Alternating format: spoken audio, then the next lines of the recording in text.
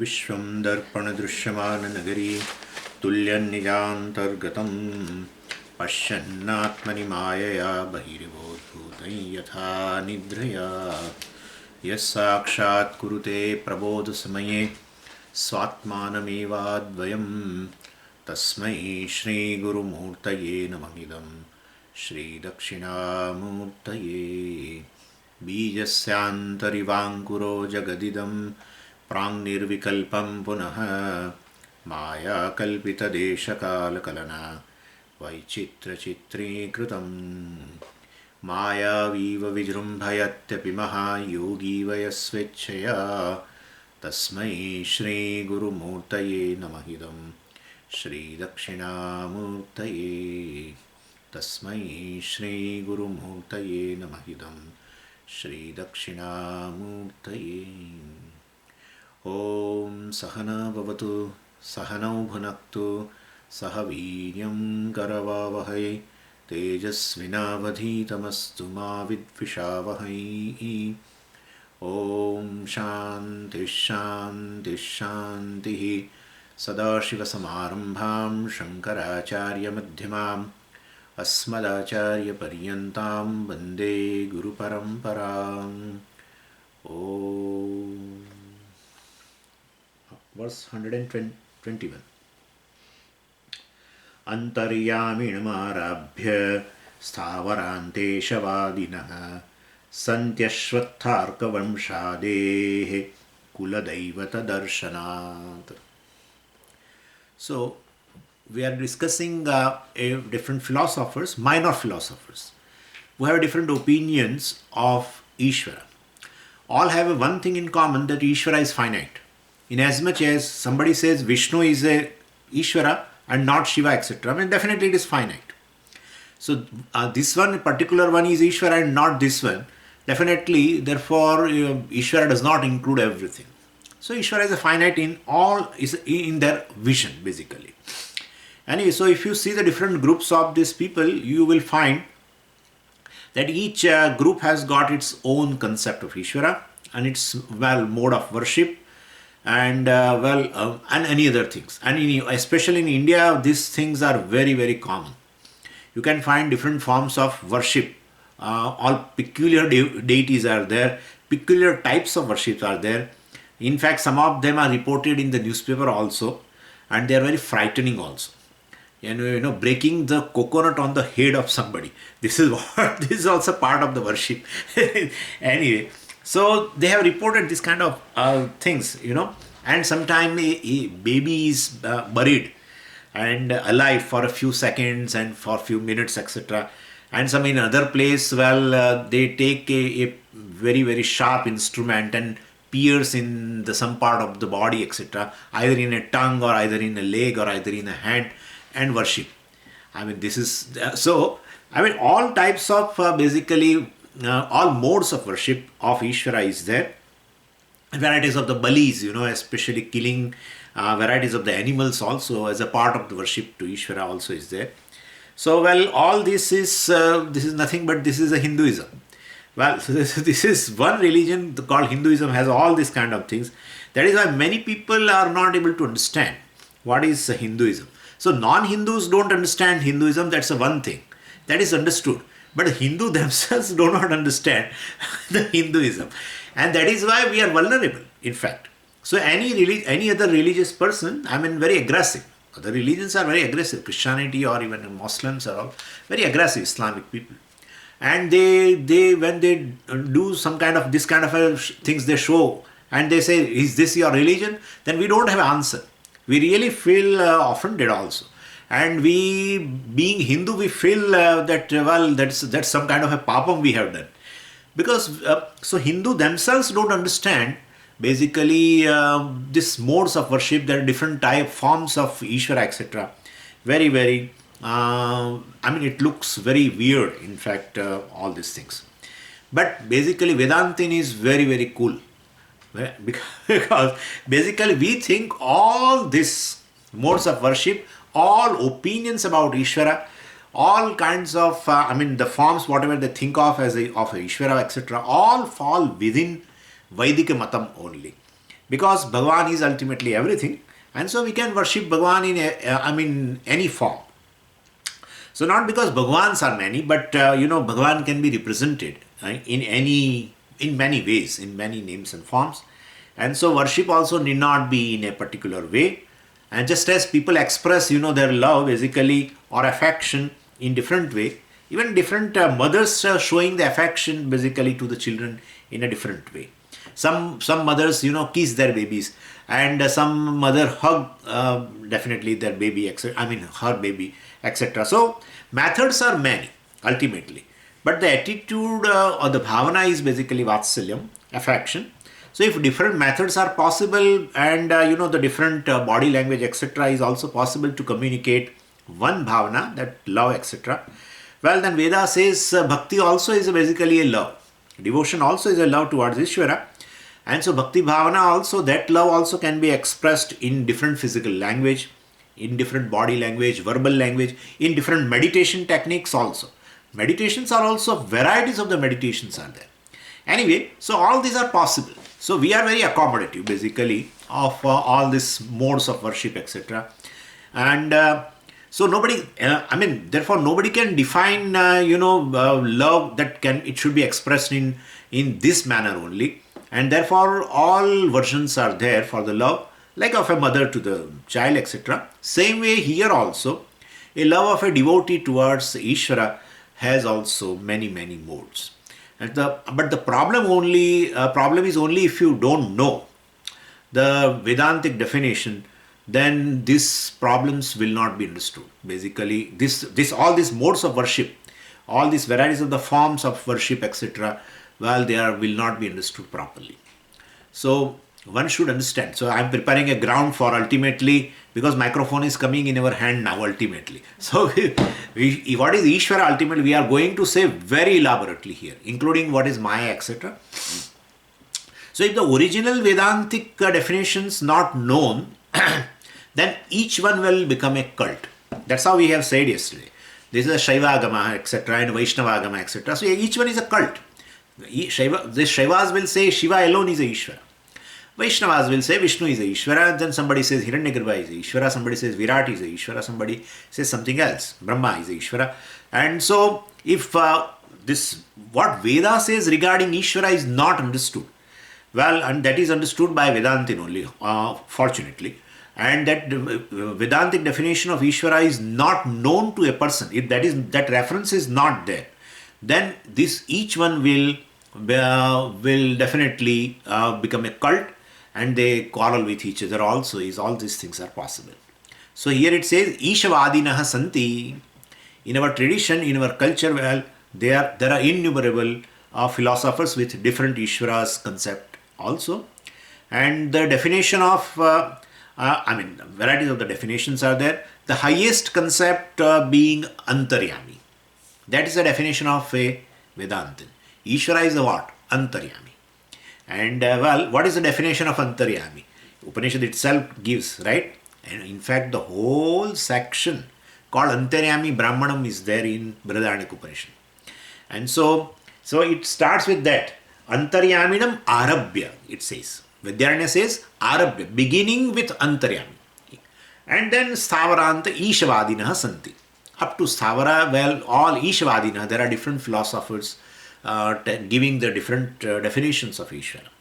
Anyway, what is the definition of Antaryami?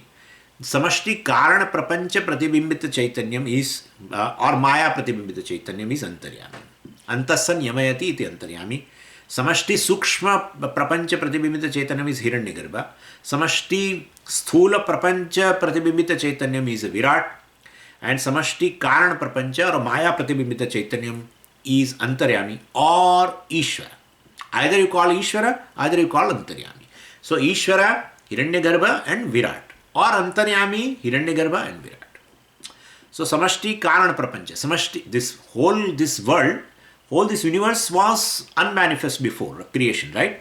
So to that such a unmanifest creation, consciousness identified with the entire Avyakta Prapancha, well, which is called Maya, of course, or Karana Prapancha you can call, well, that is called Antaryami. So identified with that. and that alone is a Ishvara. And beginning from this highest concept, well, what is the smallest one? Sthavarantah. Sthavara means a plant or even an inanimate object. Generally Sthavaram means Tishtati iti Sthavaram. Sthavara means unmoved, which doesn't move. So, well, both the things are there. Sthavara means anything that does not move, means then mountain also is a Sthavara, right? It doesn't move. So, but it is an inanimate object. Or Sthavara means a tree also. It also does not move. Just imagine that, on the roadside there are trees. And if they are moving, they will come in the road, in middle of the road. It could happen. Just think of that. Anyway, but they don't move. So Sthavara you can take here as a people, we are going to see that. Sthavara means people take Vriksha also, a tree also as a Ishvara. Somebody says mountain also, mountain is a Ishvara, Govardhanam. Anyway, whatever you want you can take. Sthavara means you can take a mountain. So Sthavaranta Vadina, Ishvadina. Well, this particular mountain is a Ishvara. Means Govardhanam is a Ishvara. Or Sthavara means a Vriksha is a Ishvara. We worship Ashwatha. Anyway, so all these are there. And Vadina. Vadina means this opinion. The people who have opinion, the philosophers. Okay, what is Advaitin's attitude? Well, he does not criticize anyone. And because basically he has a whole vision of the Ishvara. So, it means he says, well, you continue with your opinion. You can hold that opinion regarding Ishvara, whatever you have, and you continue with your method of worship also. If somebody breaks a coconut on in somebody's head, he won't say no, as long as your head is basically able to take that blow. And then you say, why should we have any resistance? Because there are varieties of the worship. So we won't insist that it should be like this or it should be like that. Anyway, so we are more accommodative because we have a whole vision regarding Ishvara. Our vision is one thing. There is nothing other than Ishvara. That's all. That is the vision. What is Ishvara. And then everything is. What is Ishvara? That's our definition. And therefore microphone is. Okay, that is Ishvara. Anyway, so this is the vision. And therefore there is nothing other than Ishvara. So it's a very whole vision. And therefore, so we don't resist. Whatever the opinions are there, whatever methods of worship are there, we generally don't criticize them. Well, we accommodate all these groups, which we have already seen. Hiranyagarbhaha, Shaivaha, Vaishnavaha, right? And then those who say Brahma is basically, or a Vairajaha, those who say Virat is a Ishvara. Whatever they say, because in our vision of Ishvara, they are all accommodated. Everything is Ishvara means what? Anyway, and all groups we accommodate. And here it says there are people who say plants are also a god. And they say because we find that there are some families who have a Kula Devata. So in a family deity. So in the form of a plant. Ashwatha Vriksha is a family deity of some families. And some people worship that also. So Kula Devatam means basically. And second is a Arka plant. Ashwatha is one of the fig tree, our Pippalam, etc. And Arka plant. Arka means a sun plant. Arka means basically a Surya. Arka plant means a sun plant. And some people worship bamboo. So Vamsha also has been mentioned. Vamsha plant. And from there only, means Vamsha bamboo is a family deity for some families. Sana plant is a family deity for somebody. For some families, this Ashwatha is a family deity. And Vamsha means, the Lord Krishna's name is Vamshidhara. Vamshidhara. So because that Vamshi, that flute has been made from the bamboo. And so it is called Vamshi. And Vamshidhara has become Bansidhara in Hindi. So Vamshi has become Bansi. And so Bhavayor Abhedaha. Do you know this? Va. So Va is Va and Ba is Ba. But in India, some of the people in certain region, they find it only one thing. It's totally either Va and Ba. For them there are no two different sounds. That's a one sound. So instead of saying Vivekananda, they say Bibekananda. So That is how it is, especially the eastern part of the India. Anyway, so all these people are they. All these people, for them, this sthavara, this vruksha is a kula devata. And so there are different concepts of basically a god, and if it is properly understood, it's okay. If it is wrong, if it is not understood properly, well, then definitely it's a wrong concept. Of course, bhavana is very important, but if we look upon that a particular one only as a Ishvara, like those are the opinions, right? We have seen that this one alone is a Ishvara and no one else. Well, then that's a wrong concept, because basically that's a finite concept, and Ishvara cannot be the finite. One which is finite is not Ishvara. That's our definition. One which is a finite is not Ishvara. And so therefore, so that is how your attitude should be, should be proper. So you said, if you say like this, that this so and so is a Ishvara, well, then it is a finite concept, and then we say, well, that's not a proper understanding of Ishvara. Anyway, and so these people, though they are worshipping, but they don't have a proper understanding. Vedanti only have a proper understanding that Ishvara is a Jagat Karanam. That's all. Jagat Karanam Ishvara. The Jagat Karanam Ishvara means they are also saying. Christians also say the God created this world 3,000 years ago or whatever, 5,000 years. Hey, we say no, Abhinna Nimitta Upadana Karanam. That is the Vedic concept. Yathodanabihi srujate grunnate cha tatha aksharat sambhavati iha vishvam. In Mundaka Upanishad we saw. So, well, Ishvara is a abhinna nimitta upadana karanam. Ishvara is not just a creator. Ishvara is a creation. And therefore everything is Ishvara then. Creator and what is made also is Ishvara, and the maker also is Ishvara. Then nothing is left over. And therefore that is the whole vision. And therefore then your attitude will not be the attitude of these minor philosophers. That Vishnu is a Devata, Vishnu is alone Ishvara, and this not your Hiranyagarbha, etc. All this kind of a quarrel will not be there if they have a Vedic vision or a vision of a Vedantin. Well, if they also have, this thing will not be there. Anyway, Vamshadehe Kula Daivatam. So family deity in our tradition, this is very, very important in India. Family deity is considered to be very important for all important functions in the family. So a first job, suppose in a family there is some marriage, etc.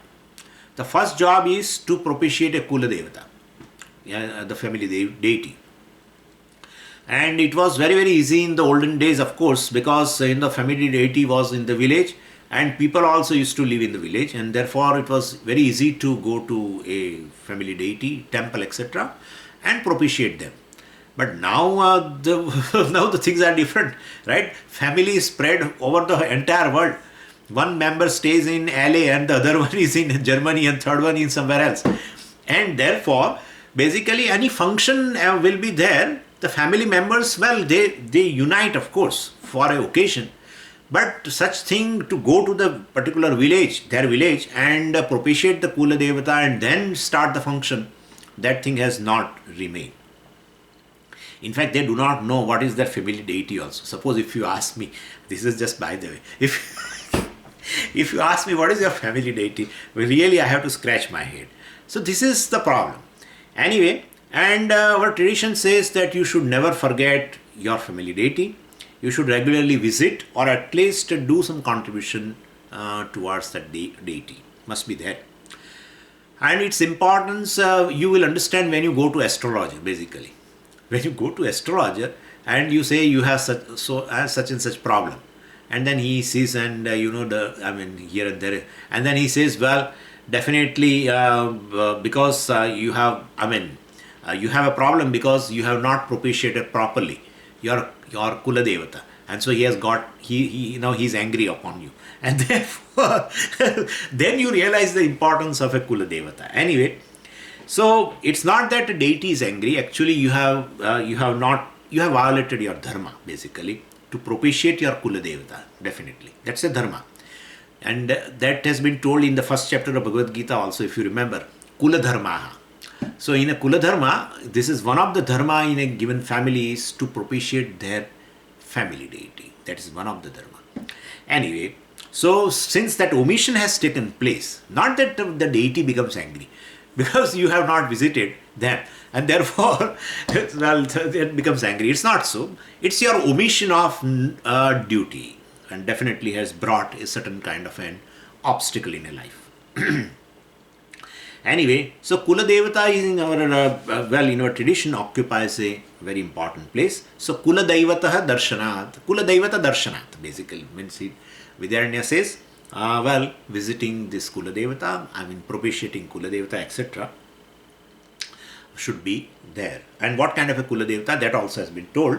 Ashwatha, Arka, Vamshadehe. Even the plants also can be a Kula Devata.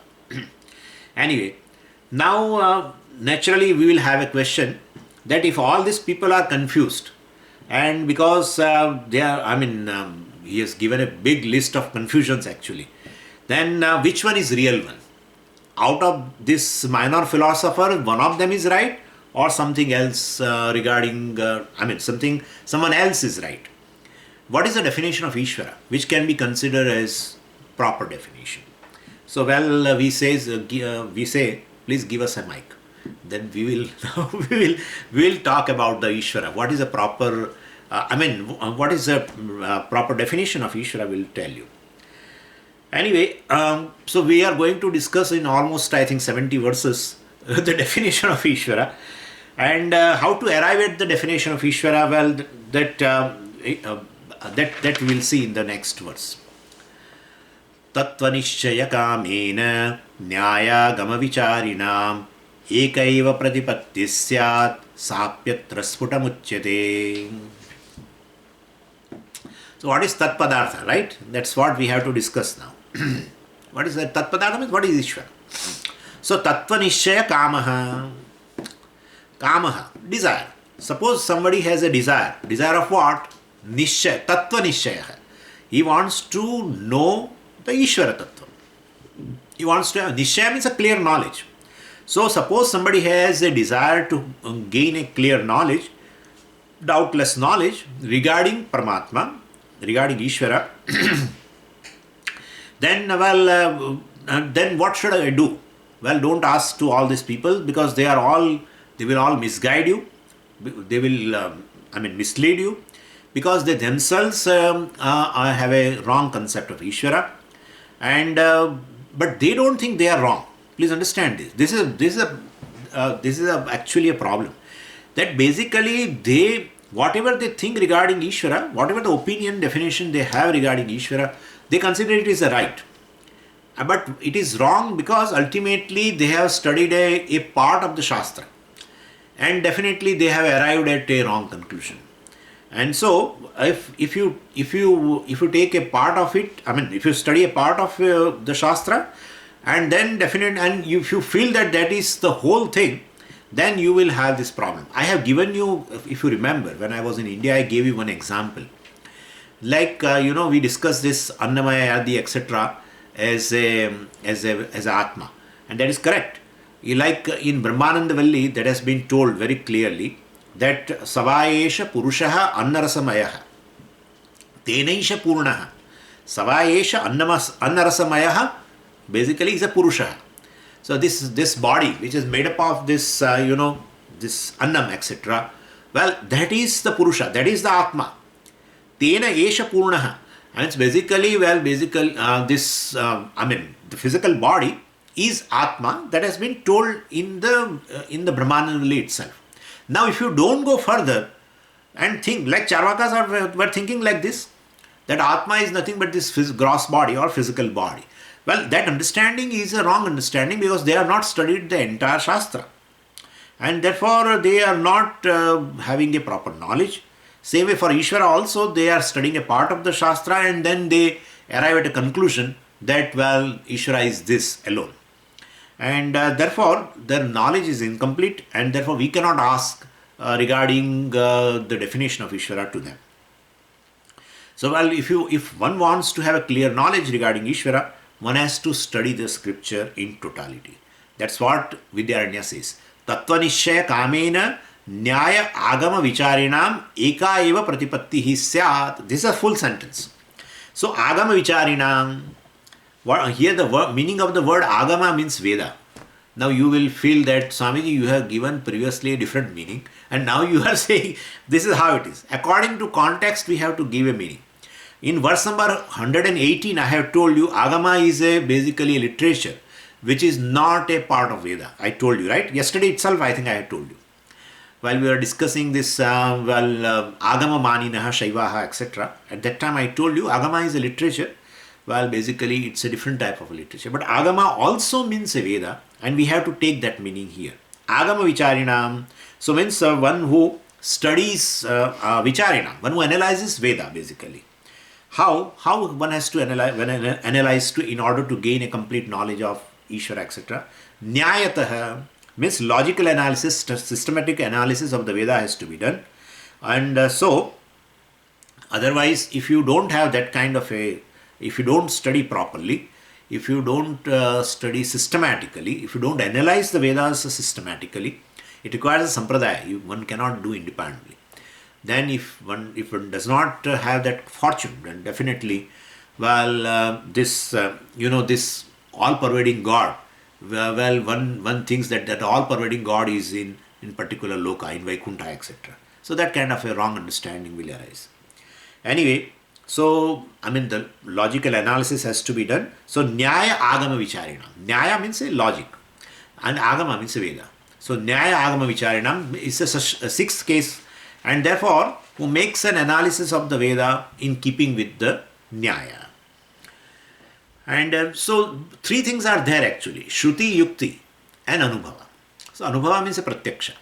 So we generally take, when we analyze any statement, then we take the Shruti statement, as a fact, because that's a pramana basically. And then we Yukti, and definitely try to understand with the help of logic. So that is Nyaya.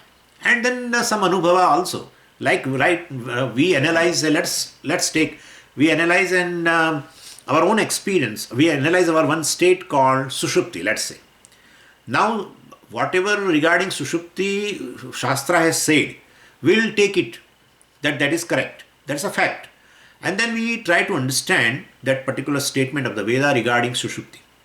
And not only that, we will try to match with our own experience, because Sushupti is our own experience. And therefore, Shruti, Yukti and Anubhava, all the three all the three methods we employ in order to arrive at a proper understanding of a Vedic statement.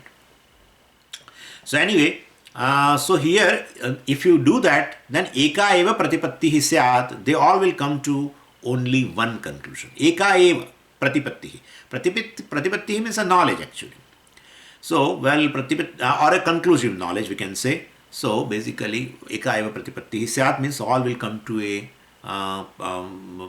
proper conclusion if one goes through this kind of a thing. So Nyaya and Agama Vicharina, analyze properly with the help of a systematic analysis. And then Vidyaranya says, Atra sa sphutam uchyate. Atra means in this chapter, Asmin Prakarane, in this sixth chapter which is now following. Forget about the earlier portion. We are going to give you the clear definition of Ishvara. Atra means in this chapter, means in the remaining portion of sixth chapter. Sa pratipattihi. Well, this clear understanding. Sphutam uchyate. Well, uchyate. We will tell you. Uchyate can be, you can take it, we will teach you. Sphutam, clearly. We will give you a clear understanding of Ishvara. Now, in this chapter, the remaining portion of the sixth chapter. So, sa is equal to pratipattihi. And sphutam is an adverb, so it goes with the uchyate. So, it will be clearly taught to you, it will be clearly told to you. So, therefore, may you study the remaining portion. So, from verse number 122 to verse number 209, that is the definition of Ishvara, according to Vedanta. Verse number 122 to verse 209. Or let us say that is regarding Tat Padartha Nishchaya, Ishwar Nishchaya. We have already done Tvam Padartha Nishchaya, right? We have already completed. I hope you remember that. So, Anyway, so Tatpadartha Nishchaya has been done now. Anyway, so what is the definition of Ishvara? Now we'll start. Mayam tu prakritim vidyat mayinam tu maheshwaram asyavayava bhutaistu vyaptam sarvamidam jagat. So here Vidyaranya introduces the key Upanishad statement regarding Ishvara, which is going to be the basis for giving a clear definition of Ishvara. It will be based on this particular verse, particular mantra. Very off quote. I mean, so many places you will find a quotation of this particular mantra. So it is not a Vidyaranya shloka, but it is a Upanishad mantra bodily lifted from a particular Upanishad called Shvetashvatar Upanishad. And this is in this particular mantra is there in the chapter 4 and mantra number 10. So this mantra is there in this in the Shvetashvatar Upanishad.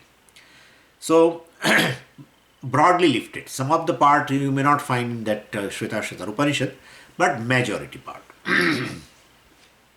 So and this Shvetashvatar Upanishad basically is one of the Upanishad belong to Krishna Yajurveda. This particular Upanishad regarding, there is some confusion which I would like to resolve.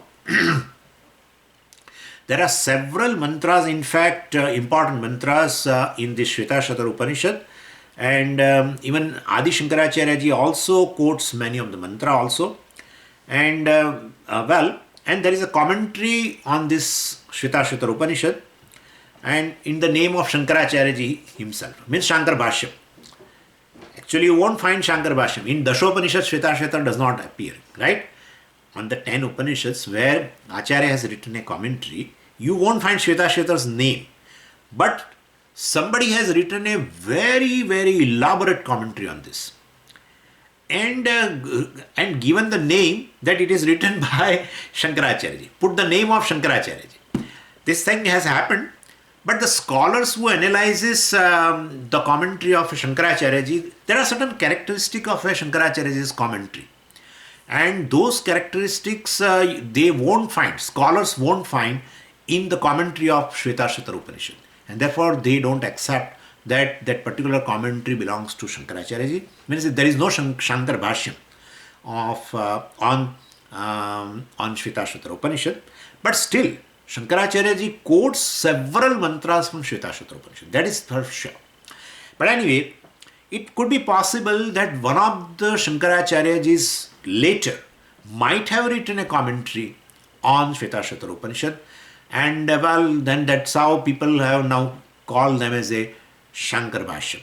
But that Shankaracharya may be the different Shankaracharya who has come in the lineage later, after Adi Shankaracharya ji. One of the several Acharyas have gone afterwards from any matha, we don't know, but that is possible. Anyway, so this Shvetashvatar is a very, very popular Upanishad, and this mantra is quoted from that. And what does this mantra say? Let's try to understand independently. Mayam tu prakritim vidyat. Maya is the prakriti. Prakriti means what? Material cause. Maya is the material cause of this universe. Because in Sanskrit language, the word prakriti refers to material cause. And we say gold is a prakriti of the ornament, and wood is a prakriti of the furniture, etc. So a material cause is called prakriti, and a product born out of that prakriti is called vikruti. So prakriti, vikruti, karanam and karyam. And that's how vikruti, instead of vikruti, you will find another word also, vikara. Vikara. That's in Chandogya, which I often quote that mantra, you know very well. So vacharambhanam vikaro namadeyam. So vikara means this product, or vikruti or vikara means a product, karya. And prakriti means karanam, material cause. Anyway, so entire universe is a vikruti and Maya is a karanam, prakriti. Iti vidyat, vidhatu means to know. Vidyat, may you know, may you notice this, may you know that Maya is a prakriti, material cause of this entire universe. Then a doubt comes in our mind. Because if you say, well, how do you say Maya is a material cause of the universe? Because in several other places you say Brahman is the material cause of the universe. And so, and we say also Brahman is both the Nimitta Karanam, efficient cause, as well as the material cause. In Mundaka Upanishad itself, we are quoting that mantra also, right? Like the spider is the efficient and material cause of the web. Same way, well, Brahman is, that is there, the word Akshara appears for Brahman. So, same way, well, Akshara or the Brahman is the efficient and material cause of the universe. Now here, Shvetashvetar says, well, Maya is the material cause of the universe. Mayam tu prakritim vidyat. Prakriti means material cause. So Maya is a material cause of the universe. So we have to resolve now. We have to resolve whether Maya is a cause, material cause, or Brahman is a material cause. And you know Vedantin, you know very well. One attitude Vedantin will always have. So he accommodates everything. So he says both are right. But both are right means what? No, Vedantin says, I myself is telling like this, that Maya is a material cause. And after some time, just for a change, I will say, just for a change, because you get tired, right? Like Rajju Sarpa, if I go on telling, then after some time I will change. I will say Brahman is the material cause. This is why we don't like this Vedantis. We hate this Vedantis. We have really, we have jugupsa for these Vedantins. That's how many other religious people, when they say that this particular fellow is a big Vedantin, they advise all other people not to even go near to that person. Really. There is a particular religion in India, very popular. They have several temples also here and in America also. They say don't go near to this Vedanta because they themselves are not clear, including their Acharya. Adi Shankaracharya himself is not clear. In his commentary, sometimes he says Brahman, sometimes he says Ishvara. What is this? Ishvara and Brahman are one thing. What does it mean? And therefore he himself is not clear. Therefore let's not, and whatever generations later came, they all are like that. So, basically, both statements are right. One who has a total vision, he can say everything is right. Yeah. One who has a partial vision, he will stick to that partial vision, and for in his eye, every other person is wrong. When I say, well, that Virat is a Ishvara, well, he is right. Hiranyagarbha is a Ishvara, is right. Brahmaji is a Ishvara, is right. And Vishnu is a Ishvara, is right. Shiva is a Ishvara, is right. Everyone is right? Yeah, everyone is right. Because we have a total vision. And same way here also. Maya is a material cause of Jagat? Yes. Brahman is a material cause of Jagat? Yes. So this is how we are. Anyway, both are correct. Maya is Upadan. We have discussed several times, but again, to refresh. Every time we have to refresh our memory. So Maya is a Upadana Karanam also is correct, and Brahman also is correct. Because ultimately, according to Vedanta, Maya does not have an independent existence separate from Brahman, and Maya is basically superimposed on Brahman. Maya being Mithya, it does not have existence separate from Brahman. Therefore, very content, very essence, very substance behind the Maya is this Brahman. I tell you one great secret. If you say, I see the world, varieties of the names and forms, I say Maya. Right? I say this is due to Maya. If you say everything is Brahman, well, I say, well, then there is no Maya. And therefore, there is some contribution of Maya. And well, that is how we accept this. Maya also is a model. Please understand. Maya is a model. Don't think in Brahman there is some kind of another factor is there called Maya, which is all the time associated with Brahman. So wherever Brahman moves, that Maya also keep moving. You don't think like that. If you say there is a world, well, I say Maya. Because Maya contributes to the world. Brahman contributes to the world. What is the contribution? I will tell you that. So Maya is nothing but this cumulative Nama-rupa. So basically all this unmanifest names and forms alone is called Maya, and it therefore does not have any substantiality, and existence of its they don't exist on their own. And therefore, when you say Maya is, all unmanifest names and forms are, well, that are or is belongs to Brahman. Very being of a Maya, very being of a unmanifest is Brahman. Very being. That's Puja Swami's word. I like very much. The very being of anything is Brahman. It may be in manifest form, that is called world, unmanifest, which is called Maya. Do you remember this now? I told you this. These names and forms, which are there in manifest condition, when they become unmanifest, you call it Maya. When Maya manifests, that is world. So contribution of Maya is just names and forms, which are nothing but just an appearance. Appearance of what? Appearance of Brahman. Appearance of that existence. And therefore, but how can you say appearance of existence? Take away existence. Take away existence. And let's see where your name and form stand. So one such principle alone appear in all the names and forms. So contribution, world is equal to names and forms plus existence. So contribution of Maya is this non-tangible names and forms. The Brahman, on the Brahman, basically there is a so-called superimposed names and, so-called names and forms are superimposed. That is Maya. That's all it is. Well, and so sometimes they appear, sometimes they disappear. That's how it is. Ultimately, existence alone is the Sat. Sadeva Satyam. That is what we have learned even in Chandogya. And therefore, Maya is the cause, I can say, it being non-separate from Brahman, or we can say Brahman is the cause, right? When you say the world, what is this world? Names and forms. Maya. Maya is a cause. Because from unmanifest, it has become manifested. Therefore, Maya is the cause of the creation, you can say. Material cause of the creation. Or you say Brahman is the material cause of creation. Because the very being of every name and form, big or small, is this Brahman. And therefore, if being is ultimately of anything is due to Brahman, then that is material cause. The being of the pot is, that isness belongs to clay.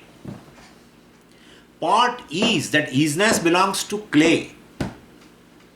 Because if clay is not there, where is pot is? How can you say pot is?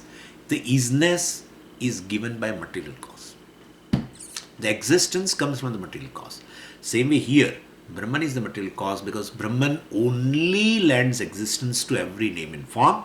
That's how you see the existent name and form. That is how you have a usage called pot is, this is, that is, etc., etc. And therefore, basically, we can put into different language. We can say that Maya backed by Brahman is the material cause. Brahman associated with the Maya is the material cause.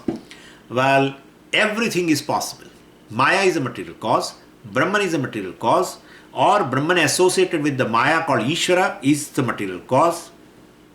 Everything you can say. Everything is possible. So because both Brahman and Maya are required for this so-called universe, seeming universe. So Maya provides this Namarupa part and Brahman provides the existence part. But don't think, I'm feeling distaste, really speaking, that there are as though two things. And therefore, let's contribute, right? Maya says, I will also contribute for a family and you also contribute for a family and let's have a family, a big family. It is not like that. This is all ultimately to bring home the concept, basically that everything is ultimately Brahman. But since Maya also if you accept world, you have to accept Maya. That's what I mean. I accept world. Means you accept names and forms? Yeah. That's Maya. No, but I see everything Brahman. Well, there is no Maya. But world is. Yeah, that's what Brahman is. World is means Brahman is. Okay? And therefore, very existence of a smallest to the biggest is given by this given also, forget about it. Is this, he given, means as if he is giving, okay, you are demanding so much, okay, take, because I have plenty, because I am Sat Swarupa, so okay, have it. It is not like that. Very existence of anything is Brahman. So people who have knowledge, they say, well, I see Brahman everywhere. People who don't have knowledge of Brahman, they say we see the world. That's all the thing is. That is what the difference between this Jnani and Ajnani. Anyway, so we have resolved the issue that Maya being Mithya is just a superimposed entity, non-separate from Brahman. So I can say Brahman is the material cause, or I can say Maya is a material cause. It is one and the same thing. So Maya is a Parinami Upadana Karanam, Brahman is a Vivarta Upadana Karanam. Whatever provides the names and forms is a Parinami Upadana Karanam. Whatever provides existence is a Vivarta Upadana Karanam. That's how it is. This is final thing. Okay? This is final. Then afterwards, no more mic. Okay? So whatever provides existence is Vivarta Upadana Karanam. That is how, you see, clay is a Vivarta Upadana Karanam for a pot. Understand that. Clay is not a Parinami Upadana Karanam for the pot. Because if you make a earthen pot and if you don't heat it, right, in that oven, etc., oven or oven, whatever, oven. So, then basically that pot is nothing but the clay, right? Therefore, clay alone appears as a pot. It's not that clay has undergone some transformation in order to be the pot. No transformation. Therefore, very existence of the pot is the existence of clay. Therefore, I can say the existence is provided by Vivarta Upadana Karanam, and name and form is provided by this Parinami Upadana Karanam, and so that way Maya is a Parinami Upadana Karanam, provides names and forms, and Brahman is the Vivarta Upadana Karanam, provides existence. And therefore, Shvetashvatara Upanishad says here, Maya is a Parinami Upadana Karanam of this universe. Okay. One part of that mantra is over. Mayantu Prakritim Vidyat is over. Now second part. Mainam tu Maheshwaram. Ishvara is Mainam. Maya asya asti iti Mai. Right? There is a possessive affix. In affix is there.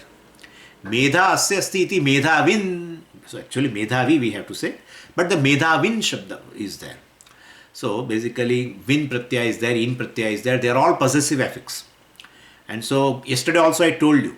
Shangam asya asti iti Shangi. For Vishnu I told you, right? And therefore same way Mai.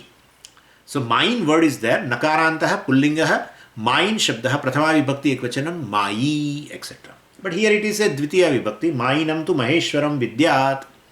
So may you know Ishvara is a Mai. Ishvara is none other than this Brahman reflected in Maya. Brahma Pratibimbita Chaitanyam or Maya Pratibimbita Chaitanyam, otherwise called this Abhasa Chaitanyam, is a Ishvara, Chidabhasa. So we talk about Ishvara, and therefore three factors should be included here.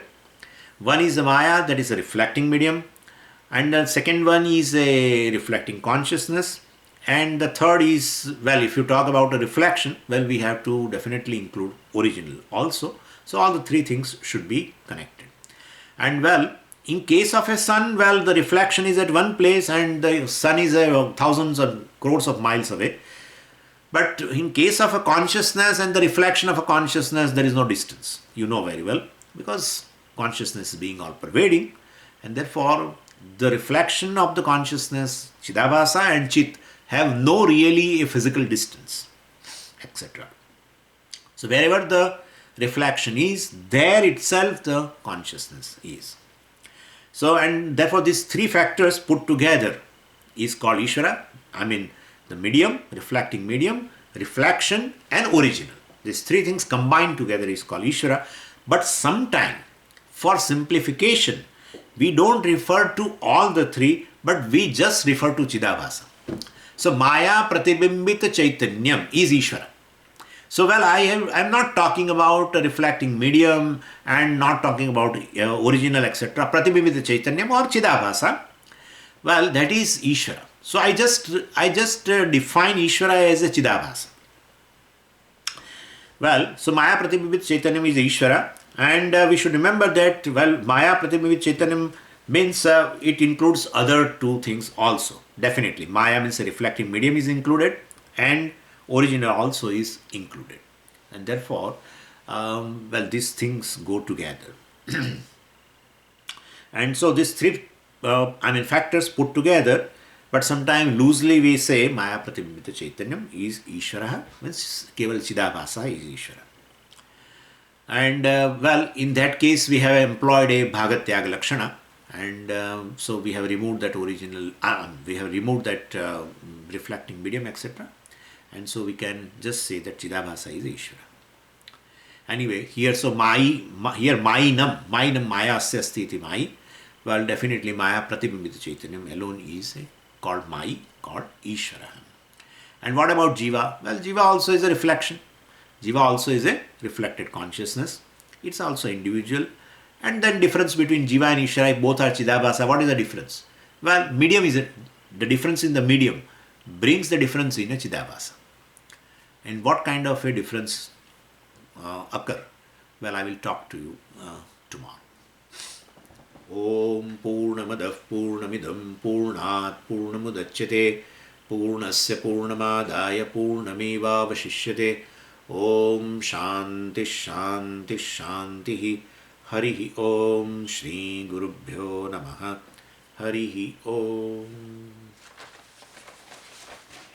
Swamiji, a question.